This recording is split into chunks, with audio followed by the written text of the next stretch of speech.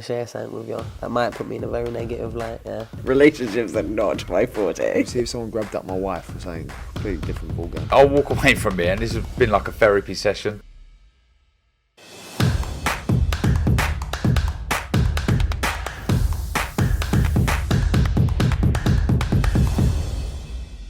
This is KUGAN CASSIUS for IFL TV, proudly sponsored by Everlast. Do you know what I just noticed? What? You told me to get here at 2:45. I got here 5 minutes early, and I literally just saw you creeping out the gym. So clearly you'd had a little workout and all that. Playing games here. Yeah, that's why like last time you come in here, I don't know what happened, but I went from like a solid 10 to like a 6, and I don't know what happened, and now I look rough again. So, do you think you've ever been a solid 10? Mate, as of late, I'm more than a 10, I'm a 12. The levels are unbelievable. The new serums being applied, do you know what I mean? Barnett's still a bit thin, but we move. Yeah. And no, I'm all good, mate. Just trying to pump some weights, you know, because I lost a load of weight, and Dillian White told me that I look pathetic, just a skinny weasel.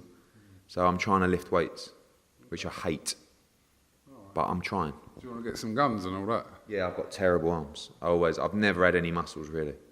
So I'm trying to gain some. On the gains. Okay. What's going on with your hair? Well, what's wrong with my hair? Like the mullet at the back. I know, but that's kind of my thing, isn't it? By the way, when I talk, you should put the mic in front of me. All right, bruv. I was like, the mullet, and you were like, yeah. Yeah, I don't know. I feel like the mullet's longer. Maybe I'll try a mullet. Yeah. Might accentuate the receding bar. I've got a great hairline. You've got a great hairline. Yeah. Do you know the one thing? Like I'm doing all right. I wish I had a better hairline. Yeah. Like a real nice. Saw a picture the other day of when I was like, I don't know, 13.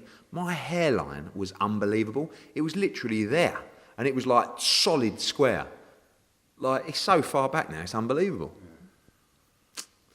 Can't have everything, can you? Can't have everything. No offence, but are you still promoting shows in the UK? Ooh. Mate, I'm going to say something. 2 months is probably the longest period you've gone in a long time with no UK show. To be fair, Sky have done 2 shows, but BT have done 1 with... Yeah, so ours is Saturday, and it's a fucking barnstormer. Let's have it right. Wood v Lara. Unbelievable fight. Great undercard. We've got like a couple of 100 tickets left. I think it will be completely sold out. It's a hell of a fight. So... yeah, we were going to go Jan 28, but as you know, I don't like to clash with UK shows. So that was Better Behave Yard, so we couldn't go there. Feb 4th was our Madison Square Garden show. I don't know if you know, we did 2 undisputed fights on a show at the Mecca of Boxing. And then now we're going to Nottingham this weekend. And then we got, obviously, February 18th.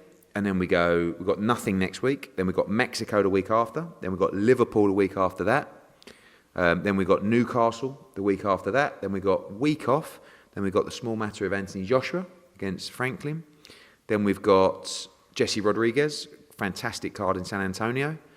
Then we've got, obviously, we're just working out the Sheffield show, 15 or 29, because of Fury and Joyce and how that's going to lie. And then moving into May, we're going to have at least another card to be announced in May. And obviously, hopefully, Canelo against Ryder. April 22nd, Cordina Rakimov. By the way, April is an unbelievable month.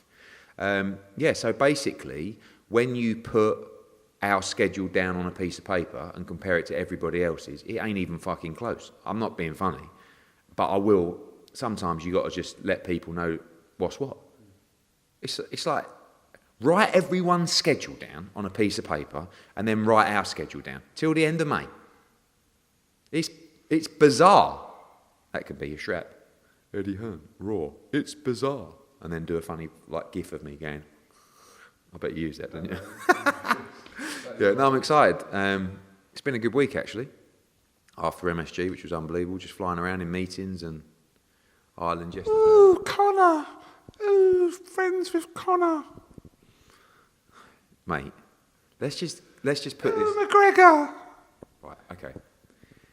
If you got 2 minutes with Conor McGregor, right? I have. Go on, carry on. But you would be like a dog with 2 dicks, right? You'd be unbearable. Talk about me. And I don't mind saying it. The guy's a legend, right? One of the great fighters, MMA fighters of all time. One of the great self-promoters. One of the great characters. And yes, I was a bit of a fanboy yesterday. And I did have half a pint of Forge Irish Stout, which, by the way, I really recommend. Don't mind you replaying this, Connor, to push your brands. And it was a great meeting. Listen, I'm not too big not to be in awe of people, you know. I don't mind. I saw you around Evander Holyfield in Saudi. No, but that was because he was so shocked to see me, and he was so humbled to see me. He actually froze a little bit, and almost like from the outsider, it probably looked like he didn't know who I was, but he was just in awe. I was thinking, do you know, like, I always thought you and Jake Paul, like, when you promote, I always think that's a good little blend for like a promotional powerhouse duo. But you and McGregor, imagine you and McGregor actually promoting a show together. Yeah, word in. Mate, he is, I mean, he's all action, in the ring and out of the ring. I mean, he's a million miles an hour, but he's so full of energy. And he's very passionate about things. Like, I mean, obviously he's very passionate about Katie Taylor bringing a big event to Ireland.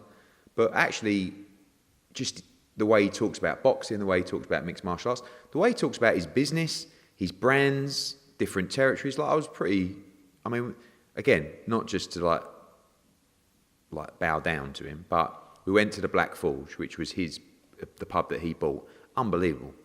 Food off the chain, like, and everything he's done to the highest level. And yeah, it was pretty cool to spend a couple of hours with him and, you know, talk about his thoughts. And, you know, he's genuinely passionate about Katie Taylor. He loves her. He thinks she's amazing, and bringing her to Ireland. We'll talk about Katie Taylor in due course. Let's talk about this week. Lee Wood. How refreshing is Lee Wood? Like, his attitude. It's a shame he ain't like 5-6 years younger. But people, and rightfully so, a lot of the time, people like to moan about boxing matchups, right? I've got to say, this is a bizarre matchup. Like, you've got this guy, Maurizio Lara, who, you know, whether Josh Warrington was unlucky and it was a little bit of behind closed doors and it was a little bit about just the whole situation, but this guy comes really from nowhere in Mexico. Everyone knew that he had potential. Everyone knew that he was a big puncher. And what you've got to understand about Mexican boxing is you get thrown into fights last minute because you can't get an opportunity, like outside of your weight class, and you get beat. So Lara comes into that fight with a couple of defeats. So on the outset, you look at the record and say, he's all right, as did Josh Warrington's team. Said, yeah, we'll have him. You know, he's a good fighter, but we think we can beat him. So he comes over and just, like, puts in a wrecking ball performance. And everyone goes, quite honestly, fuck fighting Maurizio Lara. Right? That is the general conversation. And you know, we always, or promoters generally get the blame. When you put a fight to someone, like, if I went to Lee Wood and Ben Davison, which I did, with names, I'd love to take credit for this fight. I didn't even really push Maurizio Lara because I thought they'd say, absolutely no way. I actually thought Kiko Martinez would be a good fight. This was the first time, remember when it was called off last year, and this time. So I said to Ben Davison, oh, what about Kiko Martinez and Lee Wood? And he went, what about Maurizio Lara? And I was like, you having a laugh? He goes, oh, it's a bigger fight, isn't it? Bigger money. And we think it's just as dangerous as Kiko Martinez. Like, we fancy we can beat him. I'm like, I mean, when I phoned Maurizio Lara's team, I don't think they could believe it, right? So they see something in this fight where they're very confident they beat Maurizio Lara. The reality is, he is nearly a 3-1 outsider to win in his backyard in front of 8,000 fans in a voluntary defence, right? Sometimes you take a voluntary defence because someone has massive commercial value and you're almost providing them with the opportunity, and someone's paid mad money. Joshua against Charles Martin, great example, right? Where that was a voluntary defence from Charles Martin, and we paid him a load of money, dangerous fight for him, but he thought he could win, but the money was out of control. This one, He just goes, no, I think I can beat him. I fancy the challenge. So whilst I have to take some credit because we got the fight made, you have to give this man unbelievable credit. And his profile is growing considerably in British boxing. But to the hardcores who like to criticise, and again, I don't mind that, give him untold props for this, because you want fights like this, right? And he picked him. Now, if he was mandatory, people go, well, he's mandatory, there's nothing he could do to get away with it. He picked him.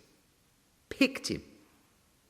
It wasn't even, he was under pressure from us or DAZN to fight Lara. He went, I want Lara. So I think it's a complete 50-50 matchup. I don't agree with the odds in the slightest, but you're going to get an unbelievable fight. I don't know what's going to happen. Lee Wood has unbelievable power, sneaky power at times. He can flatten Maurizio Lara, and Maurizio Lara can flatten Lee Wood. It's going to be a thriller. I hope it goes rounds, because if this goes rounds, you're going to get a better fight than Conlan would. But this could be all over inside 4 or 5 rounds at the same time. Okay, as the week goes on, obviously we'll dissect other fights on the card, but I do want to ask your opinion on how good you think Gary Cully is and could be. Gary Cully, actually talked to some of the boys in Ireland about him yesterday. Gary Cully has been on the radar for a long time. You hear, it's a small world, boxing, right? So you hear about talents, you hear about young fighters, and probably for the last 4 years, people who I respect in boxing have been telling me about Gary Cully. One thing led to another, did some other shows, couldn't sign him, tried to sign him, didn't sign him, and then we get hold of him really at the most exciting stage of his career, when he's about to enter into the world top 15. Got a good fight on Saturday against a good fighter from New York, just coming off a good win. I think Gary Cully, while still has a lot to prove at even fringe world level, could be a real dark horse of the 135-pound division, and not even a dark horse, because he's going to start getting, the exposure. Big fight for him on Saturday, and if he wins that, he'll be in a big fight on the Katie Taylor card, which will be massive for him in Dublin. And he's a character, he's exciting, he's great to work with, he gets on with his work, he's willing to fight any opposition. I'm very excited about Gary Cully. Dalton, yeah, I know, yeah. You've been told about Gary. We've had this conversation over the years. He just sometimes just needs the platform, and now he's got it. Dalton Smith in action as well. Again, one of the most highly touted. Is he a prospect still? No, because prospect doesn't do Dalton Smith justice. Potential worldwide star. And it's our job to hype fighters, and but that's how I see him. There's prospects, and there's he gets talked in the same breath. Dalton Smith, the way that we're going to move Dalton Smith is win the Lonsdale belt outright, and he has a good fight against Allington, who's super tough, by the way. It's not going to be easy. And then we want to headline him in April in a big domestic fight, and then I'm ready to see him move to European and fringe world level.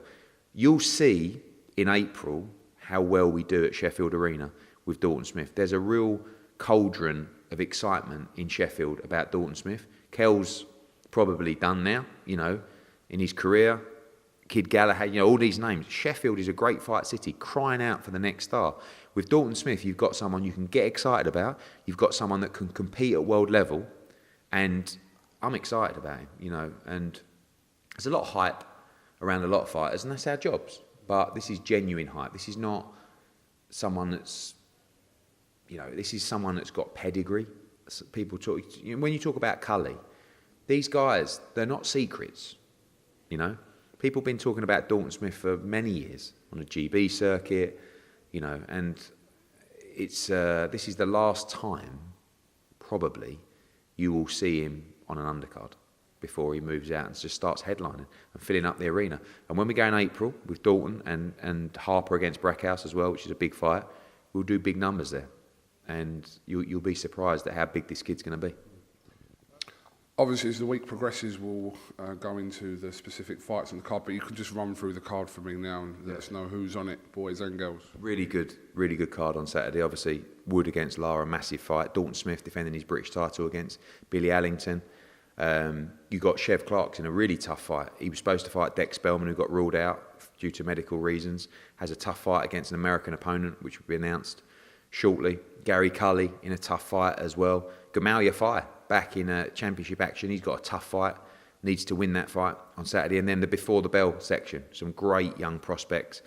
Aaron Bowen making his professional debut, Team GB star, massive ticket seller from Coventry. Janae Boston, when we talk about the Sheffield area, is a star in the making.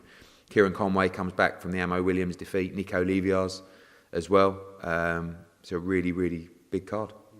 I did say boys and girls, but there's no females on the card, actually. Quite bizarre. Which is weird, but it's good though. Yeah, but it's not... We don't put females on it. We don't look at a card and go, oh, we must put a female on. As we didn't look at the New York card and say we must have 5 female fights. So that's just how it works out. And all male action on Saturday night. Well, to track back to last week, obviously, big press conference, huge turnout for Anthony Joshua for his fight with Jermaine Franklin. I know you spoke to Umar about this last week, but yeah, first time in 8 years that Joshua hasn't featured on a pay-per-view as such. But when I asked him about it, he said it's all kind of worked out anyway, or whatever that means. And I'm sure, yeah. What's the question? Well, the question is, I don't know, actually. I was like just making a statement, but he was talking about that aspect of almost like a new chapter to his career now, in terms of a lot of things. It is. I mean, new broadcaster with the Zone. No belt, which is the first time in, was it 8 or 9 fights or something like that for the World Championship. New trainer, new country where he's training in. There's a lot of changes in the life and career of Anthony Joshua. I think this is a really good fight. You know, I think you're always going to get criticism.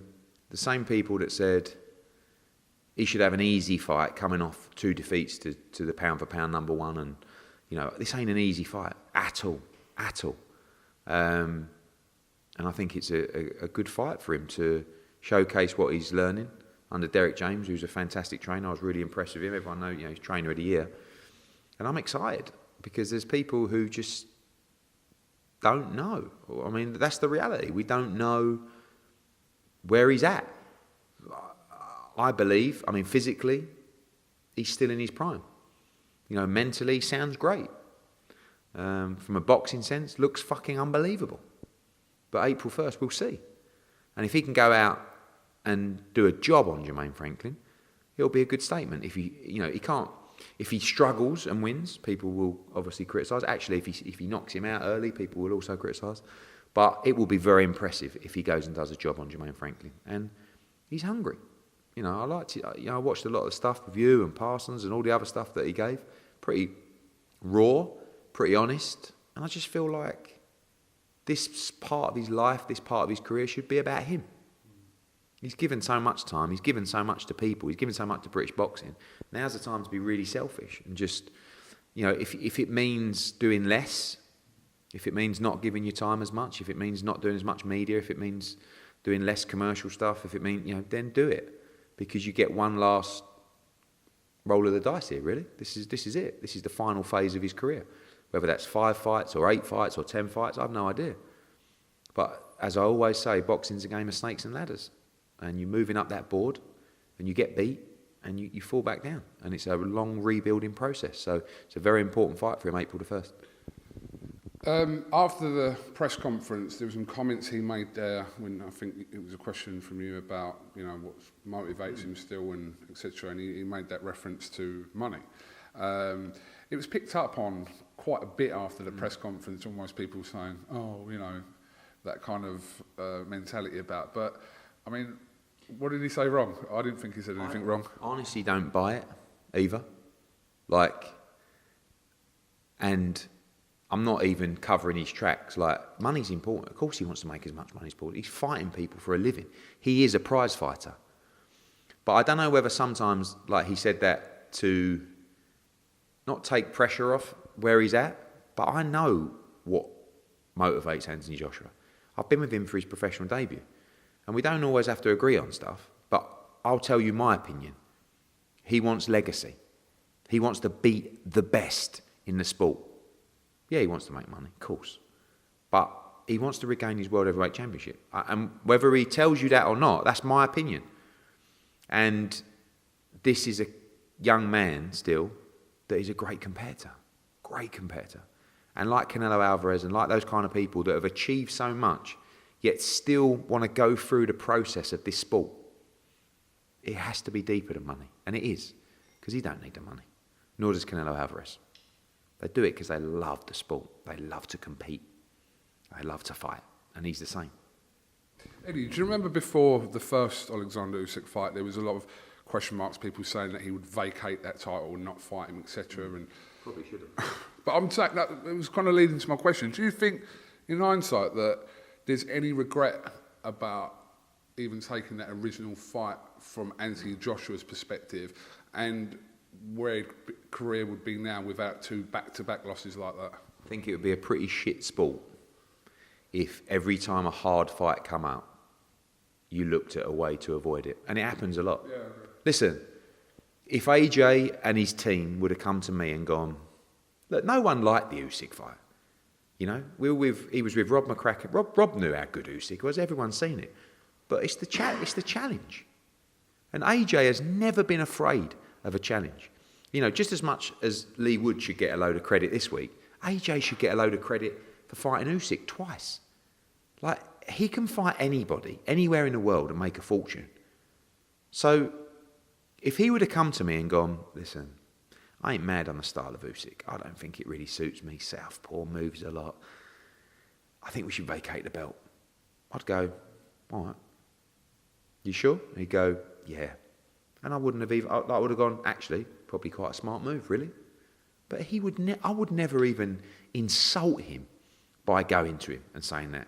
Because he would look at me and think, what, you don't think I can beat Usyk? It's like, and again, the credit that he's never got is for those kind of reasons.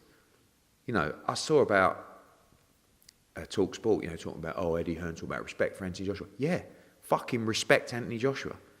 Trust me, because I deal with it day in, day out. He has never, ever looked for a way out of a fight. Like, even when we boxed Povetkin, by the way, people go, Povetkin. When he fought Povetkin, he was a fucking handful still. It was a mandatory. No one at that time wanted to fight Alexander Povetkin, and people, yeah, sure. Trust me, go back, I'm telling you. And he was the mandatory. And it was like, do you want to fight Povetkin? Yeah, no problem. He was still he was pretty much a novice. Even like when you look back at potential mistakes, maybe it was a mistake fighting Andy Ruiz. And people will say, you should be beating Andy Ruiz. Yeah, you should be beating Andy Ruiz. But we had 3 or 4 weeks. The Jarrell Miller fight had fallen through. Now we're fighting this other different style. We can't get sparring. But that's it. Like, do you want to fight? Yeah, I want to fight. These are the guys. Andy Ruiz, no problem. That's what AJ does. No problem. You know, if you said he's got to fight Usyk again next, he'd fight him again. So, I think, you know, and even like now, Otto Wilding, no problem. Like, with people we're talking about, Dempsey McKean, no problem. Filip Hrgovic, no problem. Jermaine Franklin, no problem. Never like, ooh. And like, he's never, ever ducked a challenge. No easy fights, no gimmies. And this ain't a gimme either. So, look, you all know how passionate I am about AJ. I've got his back every day of the week. But I've got his back not just because he's been a big part of the business and he's made me loads of money. I've got his back because I rate him. I like him a lot. I respect him. And I know all the conversations that have been had, whether it's Wilder, whether it's Fury, whether it's Usyk, all these people, the answer has been yes, every single time. And it will continue to be yes. And when people talk about, he'll never fight Wilder, he'll fight Wilder.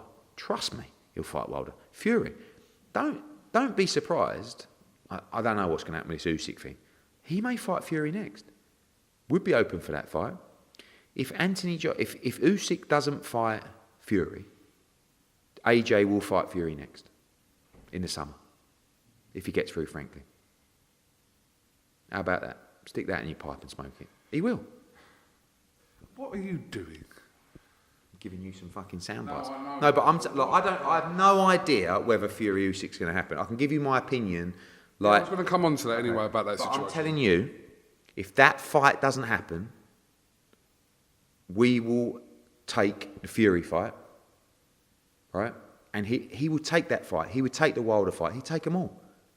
But don't be surprised to see that fight in the summer if the other one don't happen. Because that's much bigger than the USYK fight. Much bigger. So, just something I've been thinking about lately. Might be a little tinkle to George Warren. But we'll see. Just coming back to, obviously a lot of speculation, especially has picked up over the last week regarding Fury and USYK about, well, more specifically where it's going to take place. It looks like Wembley's heading that front at the moment. Sorry, you... Look. When I make comments about this, everyone says, why is he commenting on it? The answer is, KUGAN CASSIUS has turned up at my office and badgered me for an interview where he's hounding me and asking me questions. This is why I'm replying to this question. I don't care. I don't even really want to comment about it, but you're asking me and you want to hear my opinion. Correct. I've come here to ask you a series of questions, and that being one of them. That is why I'm answering this question. Not because I've got a big mouth, which I have, not because I want to talk about everything, which I like to do, but I'm just telling you, I will give you my opinion as someone that works in boxing. I'll give you my opinion as a fan, just like you, or just like someone else wants to comment. And my opinion is this. Tyson Fury's asked for a fortune for the fight. Rightfully so. The Middle East have said, no, we're not paying that. If he's asked for that much money, there is no way you can do the fight at Wembley without taking a quarter of what you thought you might get in the Middle East. I don't know how much Fury fancies the fight. Again, just my opinion. Great fighter, one of the top pound-for-pound fighters. He could make more money fighting AJ, fighting Ngannou, fighting, I don't know, these other fights. And the other problem is, in his opinion, which commercially is correct, he has much more value in the fight than Alexander Usyk, right? Now, when you talk about belts, when you talk about having to make an undisputed fight, when you talk about, you look at it and say, it's a 50-50 split. But, I'm not saying I know Tyson Fury, but if I'm Tyson Fury, or if I'm predicting what he might say, which is, he ain't getting the same as me. I'm Tyson Fury. I'm mega. He ain't mega. Without me, who is Alexander Usyk going to fight? And that is a very valid point. Because without Tyson Fury, Alexander Usyk is in a really, I say bad position, but in terms of financial. Like, I know what I paid Alexander Usyk for the second fight. And it was huge in comparison to the first fight. Right?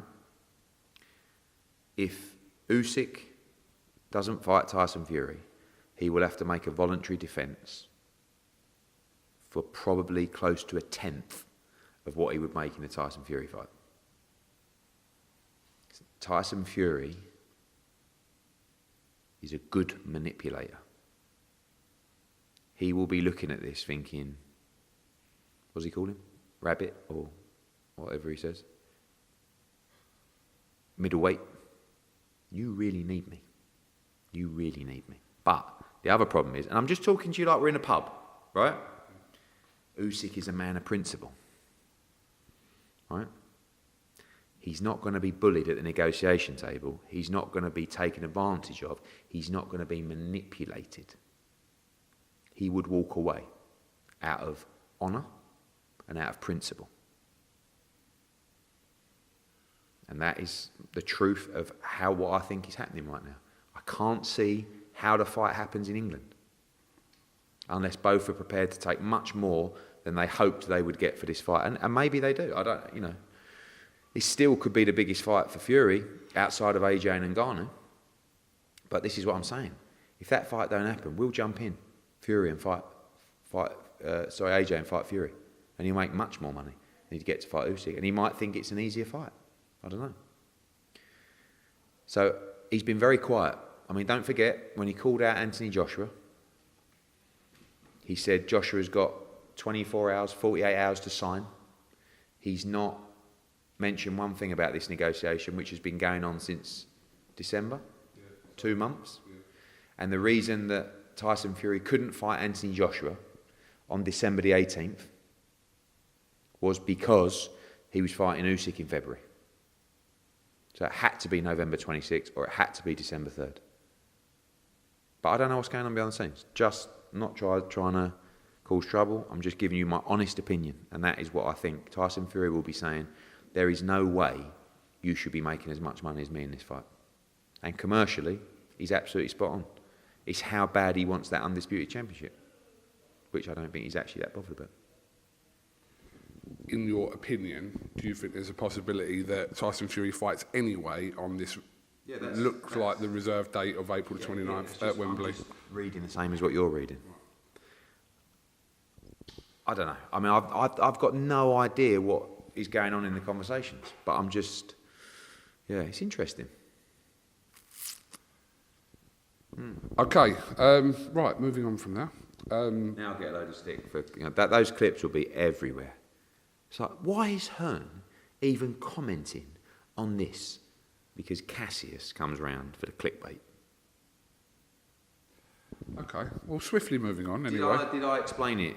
Do you get what I'm saying? Of course. I understand what you're saying. Whether what you're saying is remotely accurate or not, we don't know. But kind of at the back that my opinion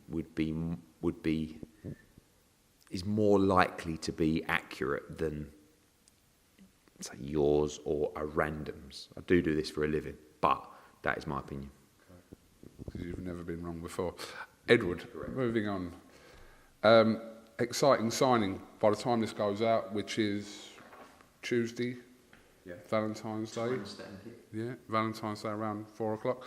By the time this goes out, you are going to announce your new signing, which is expected. Mm-hmm. Hit me. Edgar Berlanga, another massive signing for our US business, the Zone in America. Berlanga, cracking prospect, string of first round KOs, great super middleweight, huge fan base in America, doing big numbers at the gate. Puerto Rican, wants to fight Canelo Alvarez. Long way to go for that. He needs 2 or 3 good wins in the division. But very excited. It's going to be out, looks like, in June, Puerto Rico Day. Might even take him to Puerto Rico for his first fight, which would be wild. But this kid's a star. Cool. We turned up at the meeting. He had the mink jacket on. Manager Keith Connolly, who we've done a lot of business with, very good operator. And we're going to have a lot of fun with this kid. A lot of fun. Really good addition to our US stable. Very excited. Okay. Do you know what? I'm just going to move this camera a little bit because you've gone a little bit in the old shade. Right, just a little reset, picking this back up. An update on this proposed fight between Canelo Alvarez and our John Ryder. Closing in. Got calls again this evening. I think it's very likely that'll be the next fight for Canelo. It's just really down to Saul and Eddie Reynoso about where they want that fight to be. Obviously, there's been talk about a fight in Mexico, which would be incredible, historic.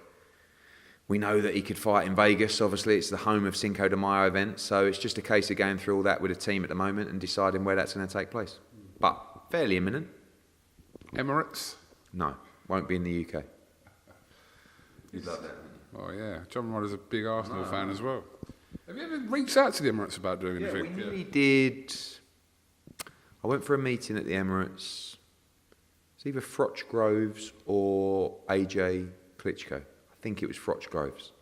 We had a meeting with the Emirates about potentially staging. Yeah, quite close actually, doing it. One day. Update on Filip Hrgović and Andy Ruiz. Called for purse bids. The interim title doesn't normally carry purse bids, but we kind of exhausted negotiations, so kind of both teams requested purse bids, which I think are Friday the 24th or something like that. Good fight. I mean, I'm surprised Wilder's not fighting Ruiz or vice versa, because that's a good fight as well. But we'd love to do the Andy Ruiz-Hrgović fight.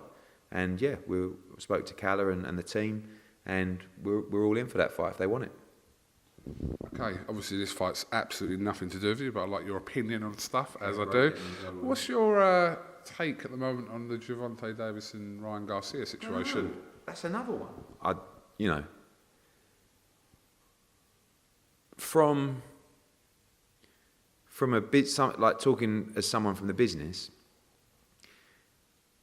I just, when Oscar comes out and starts slagging off Showtime and Espinoza and Heyman, I just think, don't do it, because I know how they take things, and they will pull the plug on the fight, just out of ego and just, and it's April 15, it's like, it's closing in. I think unless we get some news this week, I keep hearing it's close, but again, I actually don't know. Great fight for boxing. I hope everyone can get it done. You love all these little situations that you're not directly involved in, because you can just kind of sit back and just see. I mean, with my vast experience in the industry, I've been there, and I know a lot. I've made mistakes. I've seen these things unfold, and it's quite interesting, especially in that situation, because I don't really think Team Gervonta, not Gervonta, but the networks and the people, I'm not sure they really want to do it.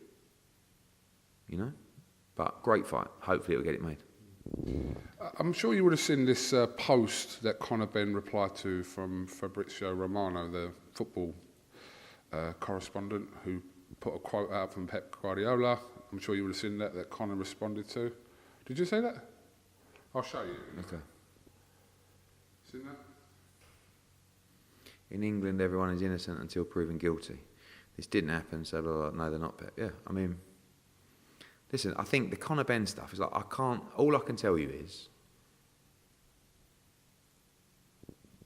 we are waiting on the WBC. We've been waiting for a long time. And all the stuff, like, was it last week or the week before, it's imminent, it's coming today. We've been told it's imminent, but I can't really tell you any more other than until we get that, there's no point me really saying anything, because one, I don't know, and two, I don't know when it's coming. So I believe there'll be some positive news for Conor Benn, but until it comes, I just don't know. Are you still hopeful? In previous comments that you said that he'll be back around April, May time? I think is that May or June? May or June. He's ready, like he's in camp now. And don't forget, by the time June comes, it'll be pretty much a year since the failed test. So we're all keen for this to get resolved ASAP. But we're just waiting. They've had the information since the beginning of December. It's March nearly in a couple of weeks. We'd like to get moving. Okay, another situation that doesn't involve you in the slightest, but I'll ask you anyway. Chris Eubank Jr. apparently has activated his rematch clause, which is no surprise that they're going to get it on again. Yeah, I mean, I think it's a very tough fight for we should have known really that Liam would win that fight. I always thought Liam would win, but I wasn't as confident as I should have been. But look, it's a big fight. I mean, Liam's had it off. Whatever he made for the first fight, he's going to make double, treble that for the second fight, coming off the big win. And Eubank's going to have a big payday as well. So at that stage in her career, there's no world title on the line. It's a good fight with a big payday. And good luck to both of them. Okay, right, we are kind of closing off in a second. So, after your 2-hour meeting, conversations with your new friend, he's not really your new friend because obviously you know him anyway, didn't you? Old Conor McGregor. All this stuff on social media between you two about him finding the money for what was needed for Croke Park, etc. Was that all just a little bit of whatever? Or did you obviously discuss that aspect of? We discussed it. I mean, he wanted to know that the reality is to hire Wembley, and the costs associated with that hire is £400,000 ish, roughly, depending on the deal you do. At Croke Park, it's 1.2 million, right? You can dress it up how you want. That's the costs that we're asked to pay for by the venue. So it's been difficult to get our head around that. Katie Taylor, quite rightfully, has a number in her mind that she would like to earn for this fight. It's a huge number, as does Amanda Serrano. And if we do the fight at Croke Park, we cannot pay the two champions what they want and deserve, and we cannot run a profitable show. It's very nice people saying to me, just pay the money, Eddie. That's not how business works, I'm afraid. I'm not doing one of the biggest shows in Irish sport in history and losing money. It's ridiculous. So one of the problems is that on May the 20th, which is our TV date, you know, we're coming off the back of the AJ fight. Every month we need a flagship fight, and coming off 2 massive months on the zone. May 20th is the date. On May the 20th at the Aviva, there is a big rugby match. And a lot of Ireland is already busy with tourism from that. So the government probably look at that and say, that weekend doesn't really work for us in terms of making an investment. So Conor wanted to know why the cost was so high. He understands it now. He wants to know about how he can support the event with his brands and support Katie Taylor, which is very nice of him. And he wants to talk about how we can find a way to take Katie to Croke Park if May the 20th is not an option. Time-wise, May the 20th is almost impossible to go in, speak to the government, make the difference. It's not just about Conor McGregor saying here's 800 grand or whatever the difference is. It's got to be like some kind of brains to it. But what Conor wants to do is, with us, is work together to bring Katie to Croke Park in September if we can't do it in May. I am not prepared, as I said to him yesterday, to lose another year of Katie Taylor not going to Ireland. Because we were supposed to go to Ireland last year, it didn't happen. And if we're in the 3 Arena, which, by the way, will be unbelievably epic, it's what he said to me. He's fought there. He said it's one of the best atmospheres he's ever been a part of. The old Point, which was the O2, is now 3 Arena. Then that's where we'll be. We're still talking, but we want to bring Katie Taylor to Croke Park, and she's made it clear. She wants Chantel Cameron. She wants Amanda Serrano, she wants Chantel Cameron. You've got Alicia Baumgardner, but that, I think Chantel Cameron, which we're negotiating with the moment for that fight, is the fight for September. Now, she has to beat Amanda Serrano first, which is going to be very tough. But there's huge fights for Katie Taylor in Ireland, and we will go to Croke Park. It has to make sense for everybody, including Croke Park and the government. But Katie Taylor's next fight, as promised, will be in Ireland, and full details announced soon. I mean, May isn't actually that long away now. Like, we're halfway through February. We're nearly in March. Yeah. We've got the press conference coming up in a week. Like, there's a lot of conversations to be had if we're going to progress there. So it's likely we'll be in the 3 Arena, but with plans ongoing to talk to the government about a weekend that would work for them to support in September, so that we can potentially do the Cameron fight at Croke Park. Okay, Edward, appreciate your time as always. We look forward to a very interesting week in Nottingham. I'm sure Nottingham... Is it... What arena is it? Nottingham Arena. Nottingham Arena. Froch Butte. Wood Conlon. What did it used to be called? The Capital? No. Capital FM Arena. Now the Motorpoint Arena. Yeah. We have got a couple of 100 tickets left, and I believe we'll be sold out. But if you haven't got a ticket yet, make sure, if you're in Nottingham, you come to this show. It's going to be epic, unbelievable atmosphere. If not, tune into DAZN. We'll be up there today, and then tomorrow with the workout. Everyone welcome. Friday the weigh-in. Everyone welcome. See you at the show Saturday. Eddie Hearn, we'll see you this week, and yeah, good luck, old boy. Thank you.